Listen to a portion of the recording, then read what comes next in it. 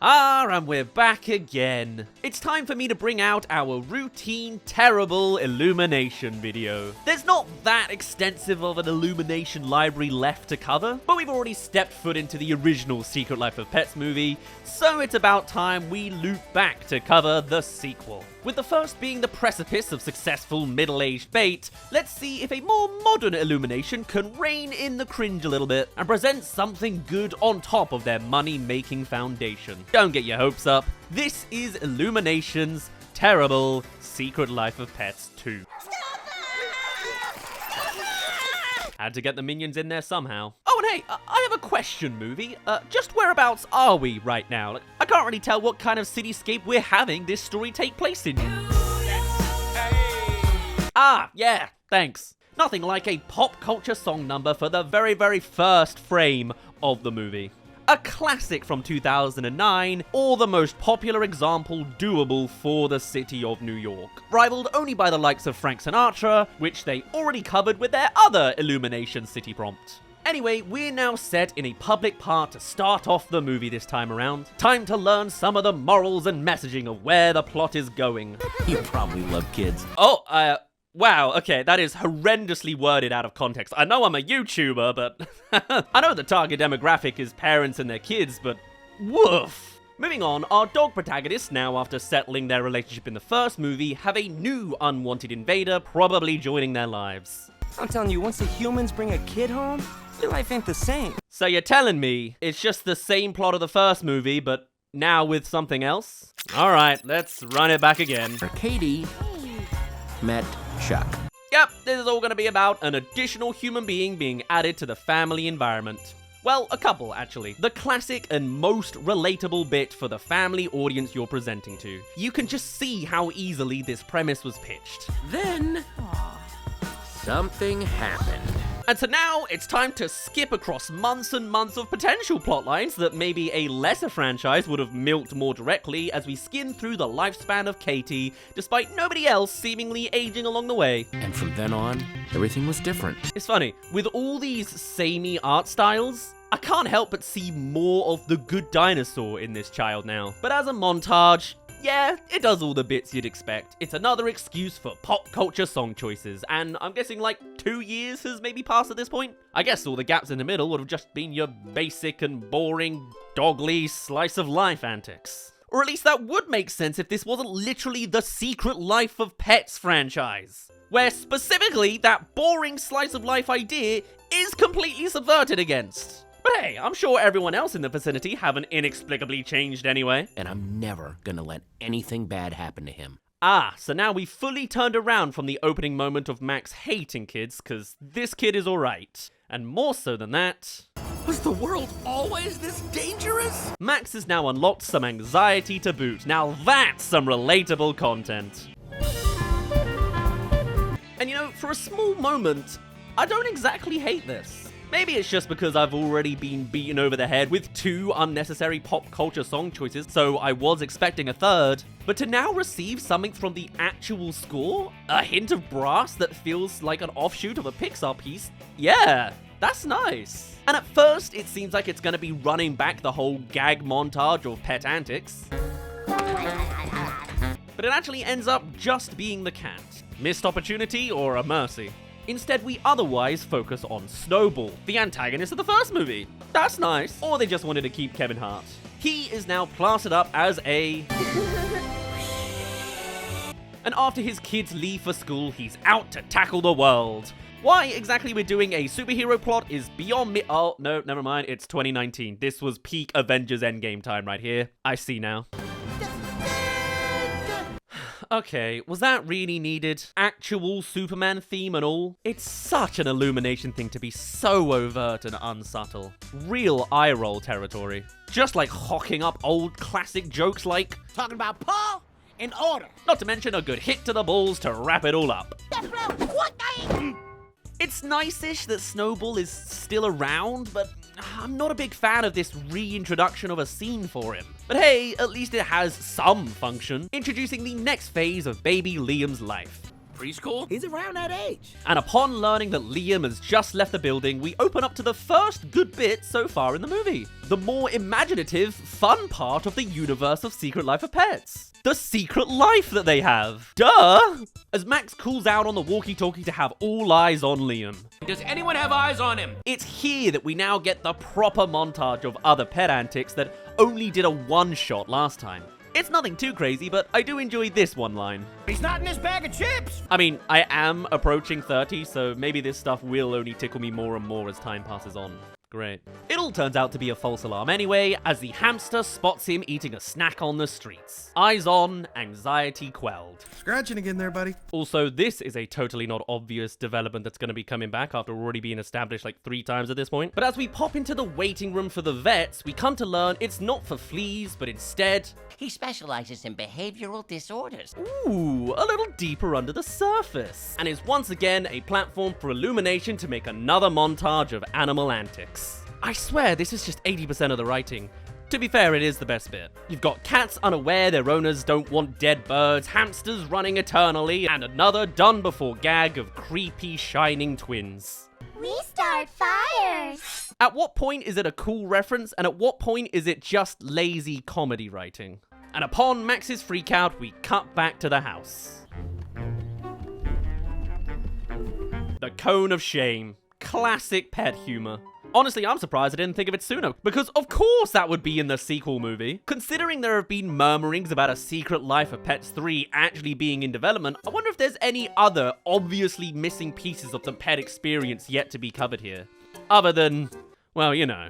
What follows next is a really long sequence of Max is unsuccessfully trying to get his busy bee toy.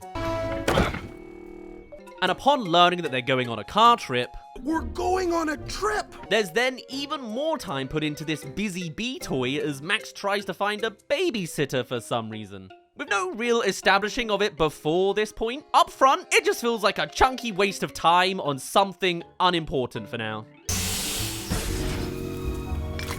Honestly, it's a really weird detour, but eventually it gets passed on to Bridget. It's like we're his parents. It's like you're the dad and I'm the mom and this is our baby. And with that, it's time for the road trip to begin. Yes. How we doing, Liam? Woohoo! With yet another obnoxious opportunity to play a pop culture song number. Although, I really don't recognize this one, so maybe it's not pop culture? Honestly, listening to it from the distant future of 2025? I'm on my way. I don't know where I'm going.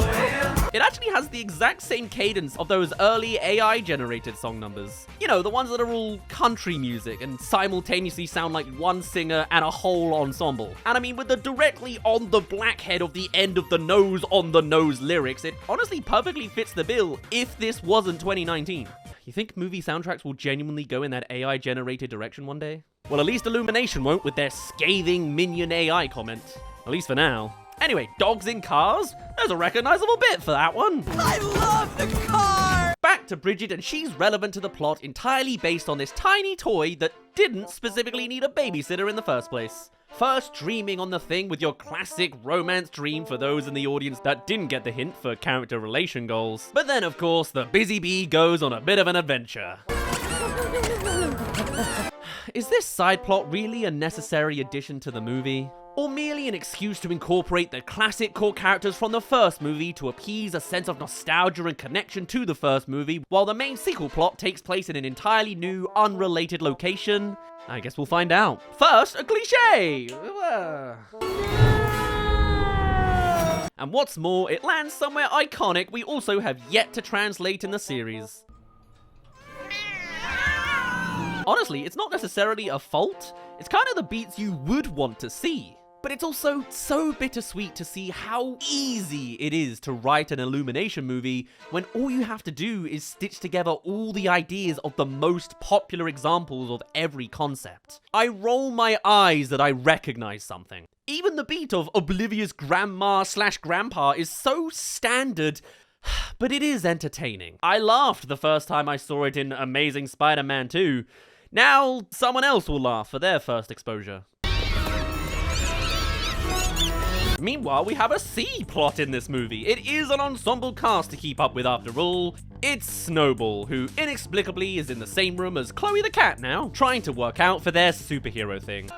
Oh, okay. This is obviously glued to the floor. And I'll give it credit, when the dialogue isn't, the delivery from Kevin Hart is pretty good. He's a real 50-50 as a comedian, I'd say. Kinda has the same gimmick the whole time, but when the stars align for him, he's a real solid jokester. And now he gets even more of the limelight as a new dog called Daisy jumps into the random window asking for help. A poor, defenseless animal needs saving. It's the superhero plotline of genuine hero work plugged into a Pets movie. Somewhat expected, it's just another pest control arc.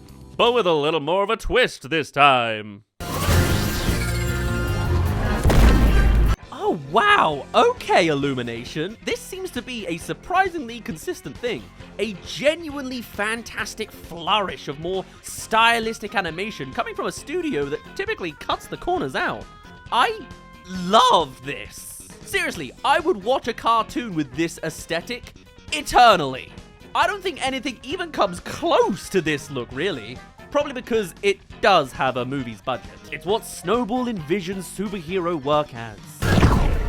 Anybody hungry? And I do genuinely love the gag for how this ends.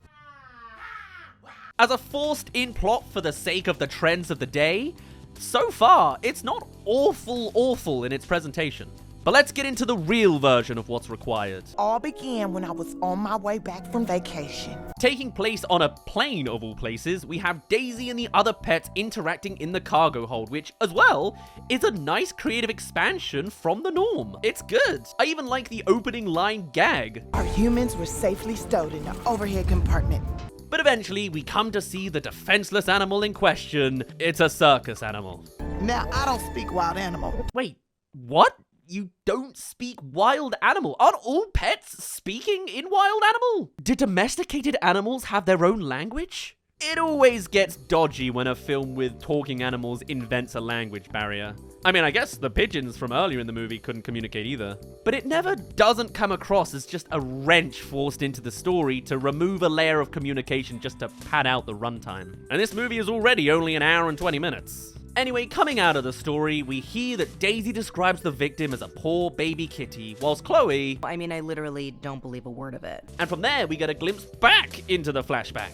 I guess we needed that gap to help keep people's attentions. Interesting pacing, Illumination. Where we can now see the evil owner himself. Yeah, looking pretty evil. But now the C plot's established, let's get over to the main guys who end up... Hey guys, we're here. At a farm, of all places. Also, it's the rare appearance of Katie's actual love interest and human Chuck. I feel like in the 16 minutes this movie has used up, I've barely seen the guy. Anyway, turns out we're visiting his side of the family and they own a farm. Oh, wouldn't it be lovely to own land? The target demographic is very middle class. And it shows. Yeah, this definitely smells like a sequel plotline. New locale, entirely strange direction with some characters to surely bash against in this new status quo. Hey cow, moo! Woof, woof. Whoa, what? This only raises more questions. You're telling me in the cinematic universe of The Secret Life of Pets, a cow doesn't count as a wild animal? I mean, I guess it's domesticated in the most extreme stretch of a lens. The cow hates dogs. My brain is the size of a rat turd. And the dogs feel out of place. Hey, do you think a turkey counts as domesticated? Apparently not. Not according to this law. What is it, because we don't kill them? Anything that lives gets the privilege to speak? But finally, as our introduction to the farm pals, we then have the alternative dog of the movie. The big cheese of the farming lands, commandeering all other species, future mentor qualities of course. It fits the bill, being both a standard expansion and more traits we're quite familiar with. Speaking of familiar territory... Chloe, I need your help. Yeah, for some reason, it seems Chloe is also being involved with this plot entirely through the secondary experience of every other animal. Each coming to them for some reason, despite clearly not being invested in anything. What's more, it's probably just another excuse to bring out another relatable how have they not already done this bit before. My owner might have given me a little bit of catnip. That's the entire spark of this scene now. Chloe was ambivalent before, now she's incompetent.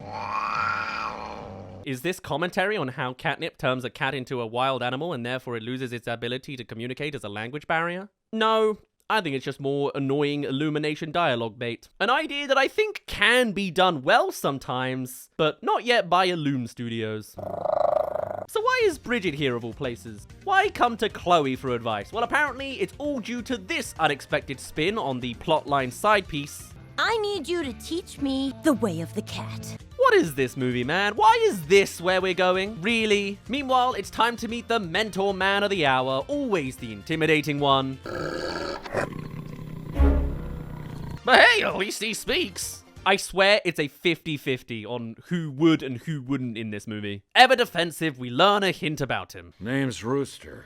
But more emblematically, he's the representation of that old way of thinking. Not necessarily in the most problematic of ways that I could joke about here, but he's blunt when it comes to parenting a kid. Kid gets hurt, he learns not to do it again. Honestly, Rooster would hate iPad babies. But here, he's perturbed enough that Liam is in a kiddie cage, justifying that he himself doesn't chew electrical cords anymore after doing it once. I walked backward for a week, but I never chewed a cord again. With only grumbles and complaints, he wanders away. Can you believe that guy? He was cool. And worse than that disparity in first impression, the dogs don't get their New Yorkan privileges either. Dogs sleep outside. Honestly, I'm stunned their ever-caring Katie didn't even approach them upon the final goodbye of the night. But hey, maybe these dogs just weren't aware it was happening when it was. Interesting to see a mentor role being so offhanded to this degree, but it is scene one. We'll see if that develops more in the future. But before the night ends fully, we have that other plotline to keep up with, Captain Snowball. They're now committed to their heist to save the tiger at the circus. But first, we've got a repetitive gag to keep up with from Kevin Hart. Ah! Look at that thing I'm not scared of right there. Was it worth including? I would argue not really. Kevin Hart does a lot of meandering around between all the actual beats of the plotline, and only occasionally does it actually hit. It's just more of the same. Let's go.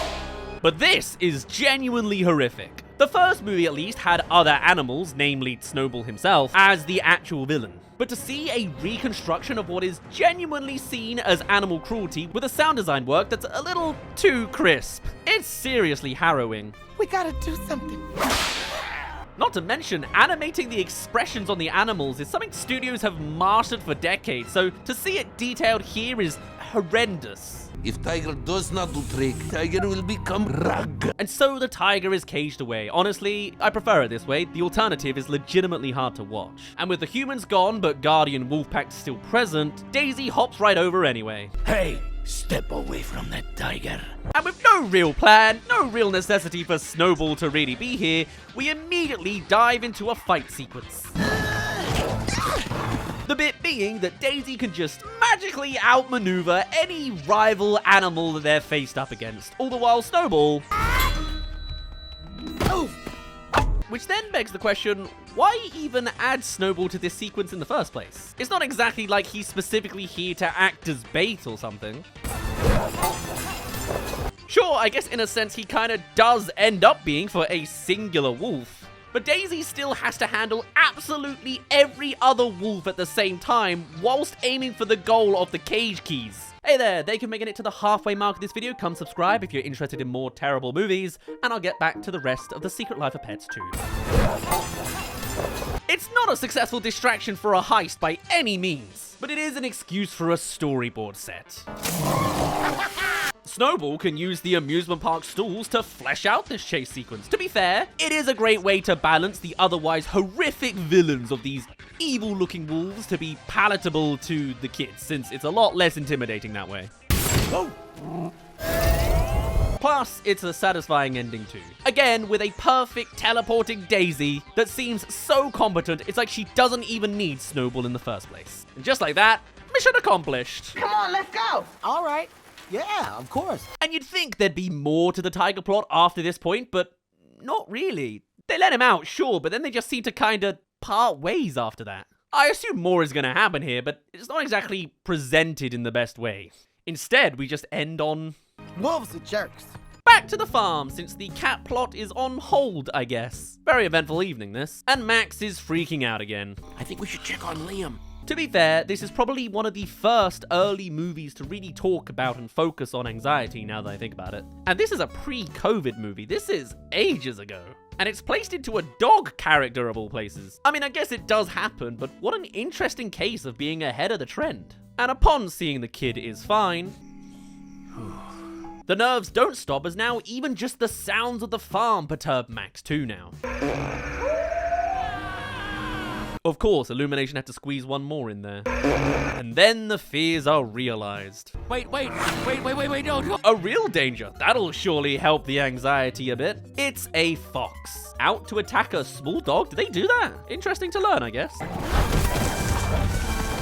But it's quelled just as quickly by our big dog guy again. Not that he's fully the heroic type. Still just as jaded and offhanded as before. Then get rid of the cone. He's so blunt and unlikable with his straight-to-the-point attitude. It's just another setup for this guy, and in record time, too. You're cured. Hey, it's finally Bridget again, becoming a cat now. It's gonna take more than fake ears and a sock. And you'll never guess what, it's another excuse for another montage of another collection of relatable animal antics. And of course, Chloe, with her magnetic unwritten rule, can also have every other pet in the vicinity come to her inexplicably. That's apparently the word of the day today. To witness Bridget's transforming and educating the cat rule set. You get the idea. Cats land on their feet. Cats eat birds. Cats don't care about fetching. And while most of it is pretty simplistic to explain and do, there's one example that they do at least slightly more interestingly. They say it at the same time. Groundbreaking, I know. Tail in the face, butt to the cup. And yeah, it works. I feel like that Aaron Paul meme of He can't keep getting away with it! it's just referencing pet antics again. But honestly, that's all audiences want. So much montaging, so much, look at this recognizable thing. That's like 80% of the foundation of this same series. I feel like I'm defeated every time I see a new one. As for the other 20%, Now turn me into a chinchilla. well, that's regulated to underperforming original gag lines. That's the mid-era Illumination way. First mission in the bag. Okay, so nice. The tiger is sticking around with the duo, just kind of a little bit on their own terms. Makes sense for a wild animal. What is at least a little strange is this fully adult tiger is presented fully like just an oversized kitty, despite logically it should be awfully defensive and at least growling occasionally, right? Either way, the problem now becomes where to put the big fella. To which Kevin Hart, after eventually finishing his whole Hart comedy routine, comes around with, I know a guy whose owner is never home. ah, I see. Finally, it loops back round to our core crew members. Of course, with the main dogs and their owner out of the way at the farm, it just makes sense, as Snowball could well know this, being the close neighbor and all that he is. He'll relegate the tiger over to Katie's apartment. No. It's this old dog's place instead. Not the apartment directly established as being empty. Alrighty then. Once again, it's nostalgia for the last movie as we sneak in another member of the last ensemble. The old mentor to the gang. Now mentoring a foster collection of puppies this time around. Puppy school is in session. As for that tiger, They're good. Holy cheese and crackers, what is that? yeah, telling a wild animal to stay back wasn't gonna last long. But okay, I guess it's nonsensically gonna be placed here for now. And of course, despite being hesitant at first, chuck in one pet gag detour in the middle, Did you poop in a shoe? and the tiger is accepted due to puppy dog eyes. Fine, one night. The scene's a means to an end. Mad that this predator is accepted amongst children, but hey, none of the pets seem to really have any survival skills in this franchise anyway. Except maybe Daisy, who's apparently godly.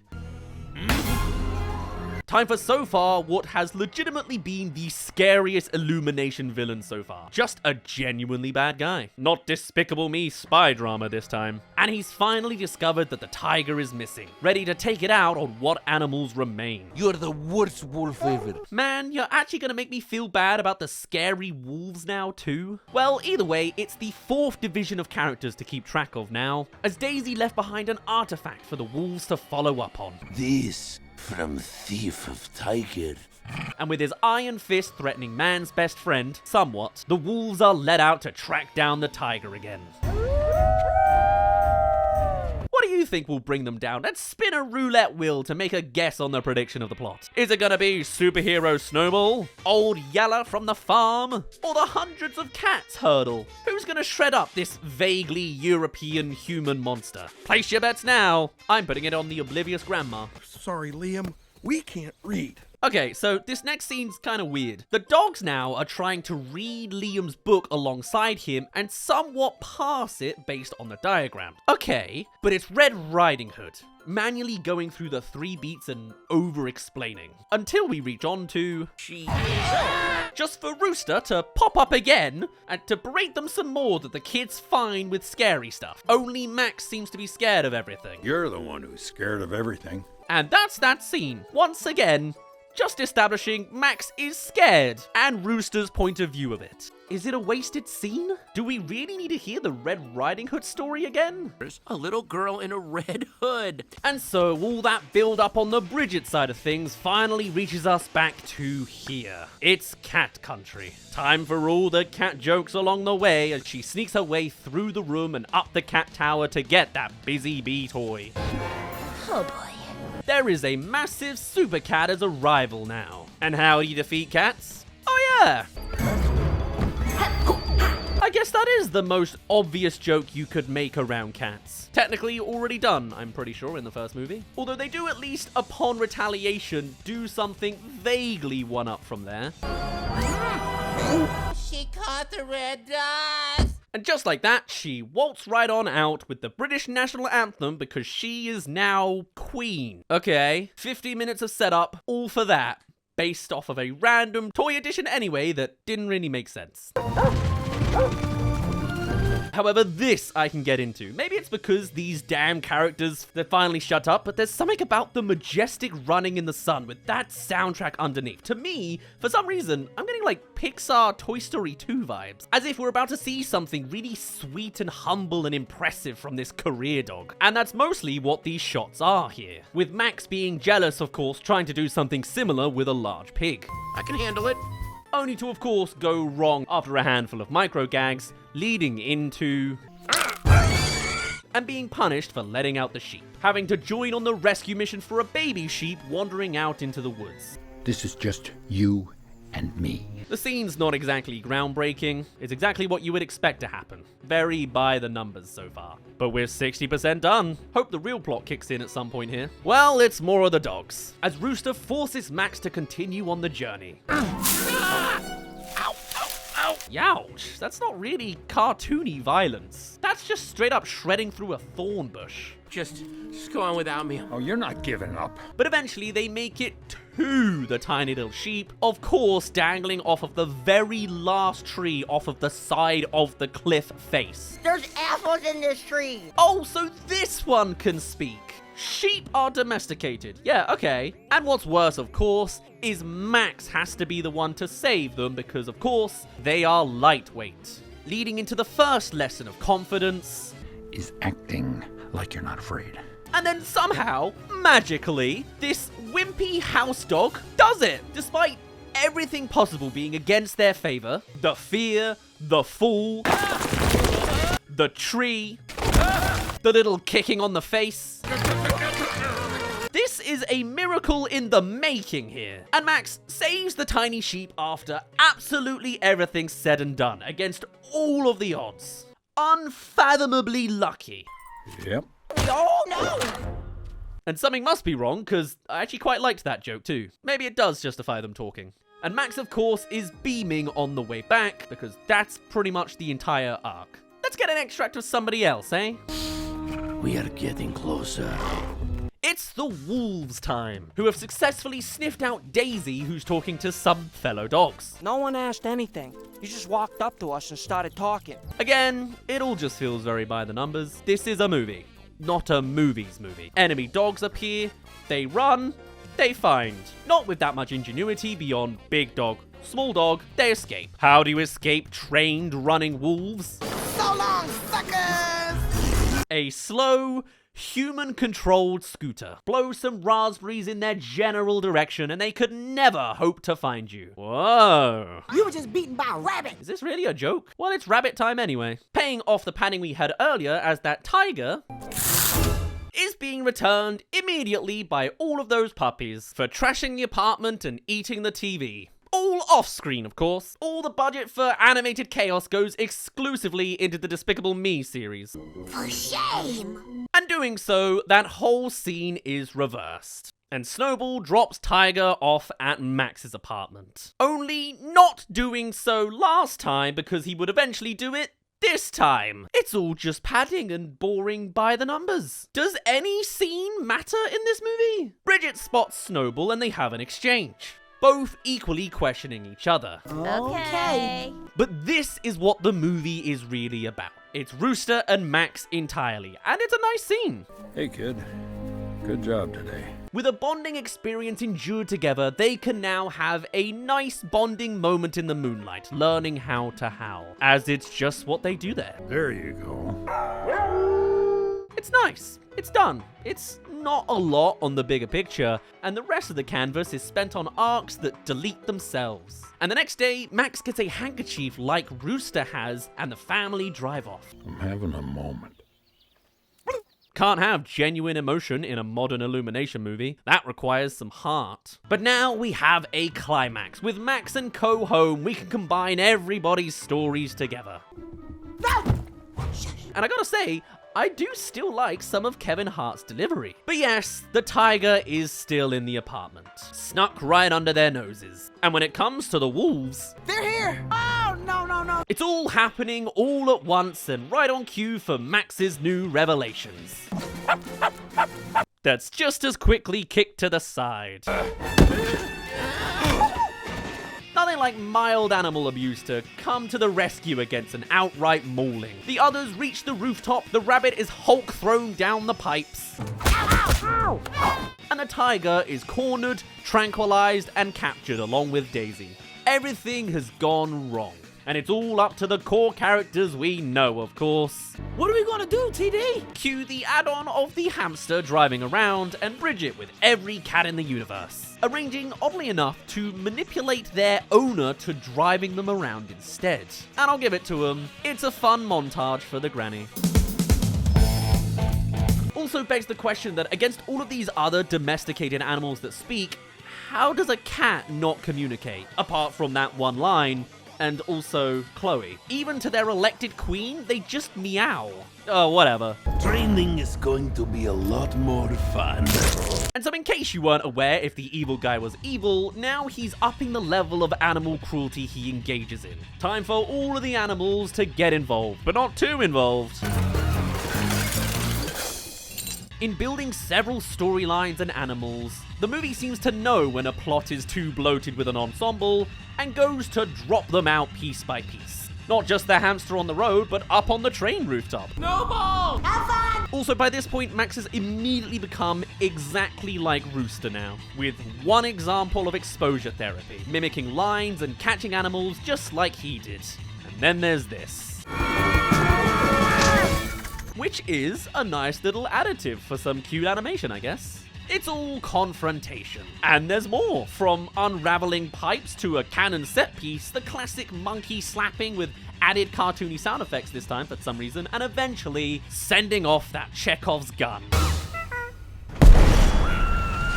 Max, meanwhile, is left behind from the train and runs around to catch it, having a whole elongated moment of facing the train head on before... I don't really think any of this was deserved or set up. Like, what, was he afraid of trains before? It's just not specific enough. Honestly, I think it's more impressive that he just